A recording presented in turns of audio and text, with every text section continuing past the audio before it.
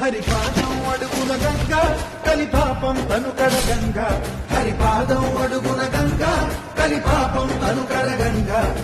వ్యాసం ఇతిహాసం ఆ వ్యాసుడు ప్రవచించంగా ఖండం గణపతిదై కురుచరితము విరచించంగా సామరు అఖర్వ శాఖలుగా ఓంకారేశ్వరి శ్రీహరినగరి ఇదిగో రామదరి వైకుంఠేశ్వరి సిరికి నగరి అదిగో మహిమగిరి ఈ కొండపై పాదండగా ఆ విష్ణు పాదమే వెలసి వేదాలనే విభజించిన శ్రీ వ్యాసపీఠమై విరిసి